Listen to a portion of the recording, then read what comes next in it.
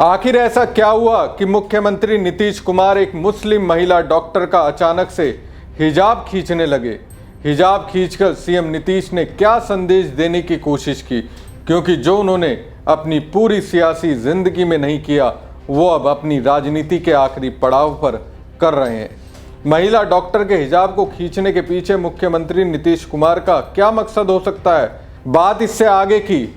विधानसभा चुनाव से पहले करीब 1.5 करोड़ महिलाओं के खाते में नीतीश ने जो 10,000 रुपये भेजे थे उसे वापस क्यों मांगने लगे? क्यों सरकारी नोटिस जारी कर कह रहे हैं जो 10,000 रुपये अकाउंट में डाले गए हैं वापस करो? नमस्कार दोस्तों, मैं हूं प्रवीण सानी। दोस्तों, बिहार की राजनीति में ये दो घटनाएं ऐसी हैं जो सिर्फ राजनीति नहीं है बल्कि आधी आबादी से इसका कनेक्शन है, उनकी स्वतंत्रता और अधिकार से जुड़ा हुआ है। और ये दो घटनाएं ऐसी हैं जिसे देखकर ऐसा लगता है उस अधिकार पर अब डाका डालने का प्रयास हो रहा है। सवाल बिहार के लोगों के बीच है। जिस तरह से बड़े मंच पर महिला का बुर्का नीतीश कुमार ने खींचा है, क्या अब भी नीतीश को लगता है नीतीश कुमार मानसिक तौर पर स्वस्थ हैं? आरजेडी ने सवाल उठाया है।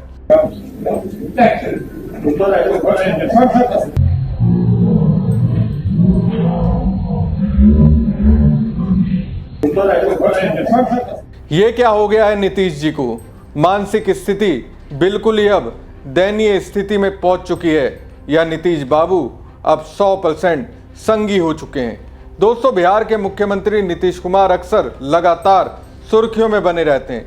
कभी वो किसी के बयान के चक्कर में तो कभी कोई ऐसी हरकत कर देते हैं जिसके बाद उनका वीडियो वायरल हो जाता है। इसी कड़ी में सीएम नीतीश कुमार का एक और वीडियो सामने आया जिसमें वो एक महिला डॉक्टर का हिजाब खींचते हुए नजर आ रहे हैं। फिलहाल ये वीडियो सोशल मीडिया पर जमकर वायरल हो रहा है।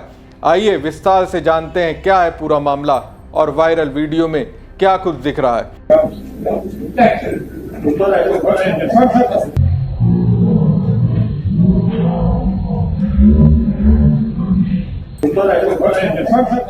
दरअसल दोस्तों, मुख्यमंत्री नीतीश कुमार 1283 आयुष डॉक्टरों को नियुक्ति पत्र दे रहे थे।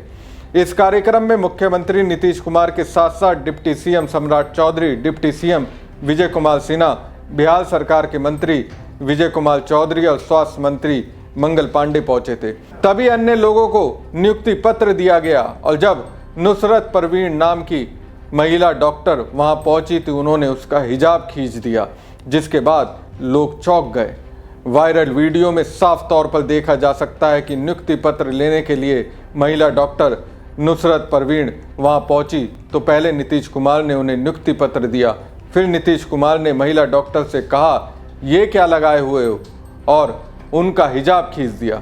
इस दौरान मंच पर मौजूद डिप्टी सीएम सम्राट चौधरी ने नीतीश कुमार को रोकने की कोशिश की, लेकिन देर हो चुकी थी।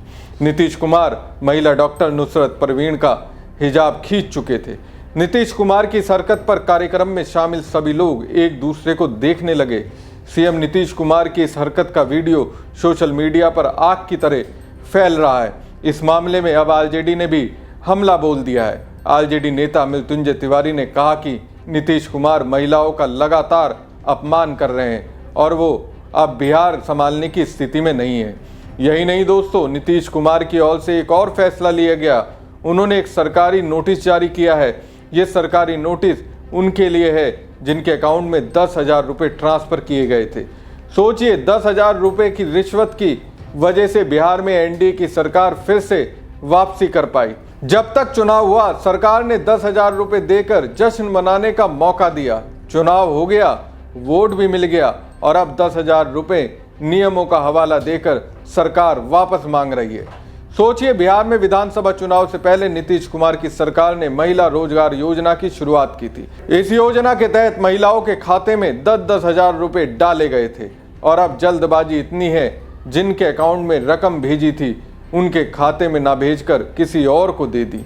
ये जल्दबाजी इसलिए हुई थी क्योंकि वोट चाहिए था। अगर सरकार ठहर कर ये फैसला लेती तो इनकी सरकार आती ही नहीं। तो दोस्तों, एनडीए ने चुनाव के चक्कर में बड़ी जल्दबाजी कर दी और गलती से पात्र महिलाओं की जगह पुरुषों के खाते में 10,000 रुपये भेज दिए थे। ये आरोप भी लगाया जा रहा है कि सत्तारूढ़ गठबंधन दल अब ये पैसे लोगों से वापस मांग रहा है। दरअसल राष्ट्रीय जनता दल ने आधिकारिक एक्स अकाउंट से पोस्ट कर लिखा, बिहार में एनडीए नेताओं और अधिकारियों को रिश्वत देकर वोट खरीदने और सत्ता पाने की इतनी हड़बड़ी थी कि बेचारे भयंकर गड़बड़ी कर बैठे।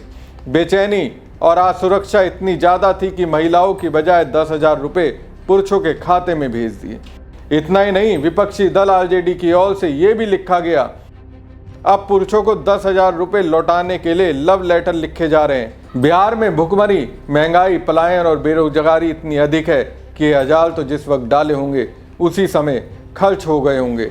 बेचारे पुरुष अब लोन राशि बिल्कुल भी नहीं लौटाएंगे, क्योंकि पहले उनका वोट लौटाओ।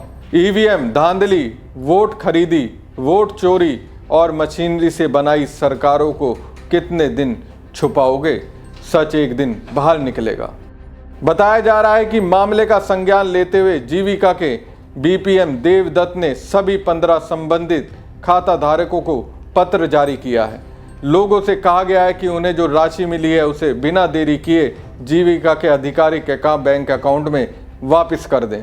आधिकारिक रूप से बताया गया है कि दिव्यांग जीविका समूह में महिला और पुरुष दोनों शामिल है।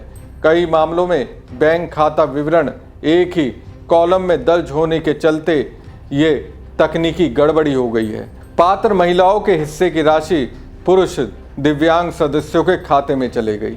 एक व्यक्ति ने राशि भी वापस कर दी है। बाकियों से भी 10,000 रुपये वापस लिए जाने का प्रोसेस जारी है। लेकिन दोस्तों, ये समझना जरूरी है कि बिहार में किस तरह से सरकार बनी है। सत्ता पक्ष अभी तक ये कहता रहा है कि नीतीश को सर्वश्रेष्ठ मुख्यमंत्री मानकर ही बिहार के लोगों ने वोट किया, लेकिन 10,000 रुपये का कोई योगदान नहीं है। लेकिन जिस तरह से जल्दबाजी रकम डालने में दिखाई गई, उससे तो लगता है सरकार पहले से मानकर चल रही थी ये 10,000 रुपये महिलाओं के अकाउंट में जाते ही वोट मिलेगा। तभी तो जल्दबाजी की गलतियां हुई, महिलाओं के बजाय पुरुषों के अकाउंट में पैसे डलवा दिए। हमारी खबर आपको कैसी लगी कमेंट बॉक्स में कमेंट करके जरूर बताएं। साथ ही पेज को ज़्यादा से ज़्यादा लाइक और शेयर कीजिएगा। धन्यवाद। मैं अनुरोध करूंगा सेक्रेटरी सर से ऑनरेबल डिप्टी सीएम का स्वागत पौधा देकर करें। मैं रिक्वेस्ट करूंगा सर से कि ऑनरेबल मिनिस्टर विजय चौधरी सर का स्वागत पौधा देकर करें, और मैं रिक्वेस्ट करूंगा माननीय विभागीय मंत्री श्री मंगल पांडे सर का पौधा देकर स्वागत करें। साथ ही साथ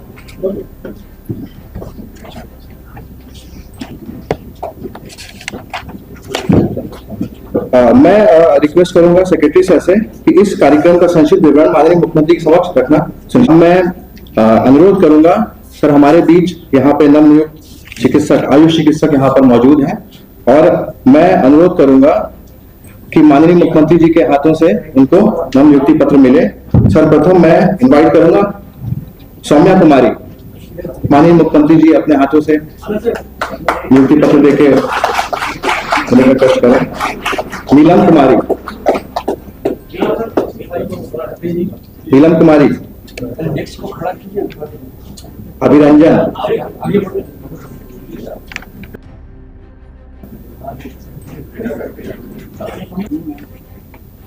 एवं सुमन लता, सुमन लता। अब मैं अनुरोध करूंगा माननीय मंत्री श्री विजय चौधरी सर से कि वह अपने हाथों से पत्र देना सुनिश्चित करें। इसी क्रम में मैं इनवाइट करूंगा रुचि रानी एवं सतीश कुमार, रुचि रानी एवं सतीश कुमार। अब मैं आमंत्रित करूंगा हमारे विभागीय मंत्री श्री मंगल पांडे सर को, वह अपने हाथों से नवनियुक्त चिकित्सकों को नियुक्ति पत्र देकर देने की कृपा करें। श्वेता कुमारी, आभा कुमार, श्वेता कुमारी।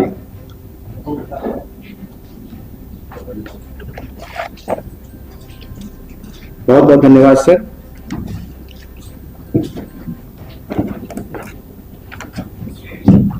सर, मैं आज माननीय मुख्यमंत्री जी ने अपने व्यस्तम समय में यहाँ पे आकर नवनियुक्त अनुसार कार्यक्रम को समाप्त करने की अनुमति चाहूंगा। Thank you sir.